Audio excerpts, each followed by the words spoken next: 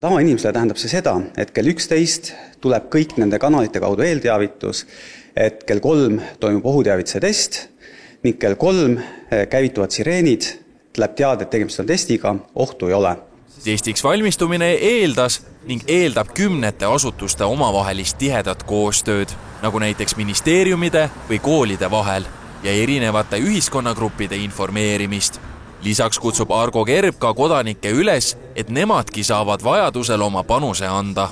Kui teistes riikides on sellised ohuteavituse teste korraldatud kaua ja palju, näiteks Põhjala riikides 4 korda aastas või mõnes riigis lausa iga kuu, siis meil see praegune hetk on esmakordne. Ja see palve ongi, et andke info edasi. Kui te teate, et test on tulemas, te kahtlete, et keegi ei või seda veel teada, öelge talle.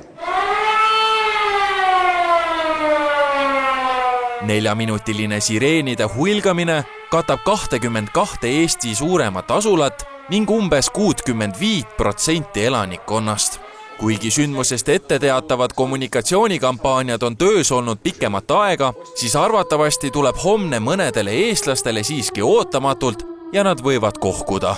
Suurimaks väljakutseks on võimalik kõnede tulv, mis meid tabada võib.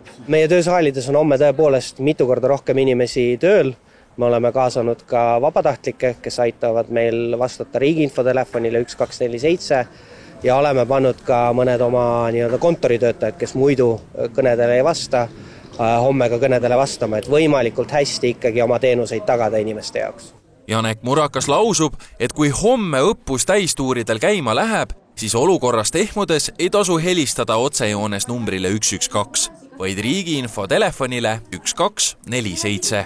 Korraldajad loevad testi korda läinuks, kui Eesti inimesed kogevad õppusel reaalselt, kuidas hädavajalik teave nendeni jõuab ja oskavad sellele päris ohuolukorras õigesti reageerida. Teine puudutab seda, et me näeme oma protsesside tehnoloogilist toimimist. Me peame nägema, kuidas asjad töötavad päriselt sellises päriselulist üleriigilist kriisi puudutavas olukorras ning seal meie õppetunnid on head siis, kui me saame teada, et kõik töötab, kui ka siis, kui me saame teada, kus kohas on asjad, mida me saaksime parandada.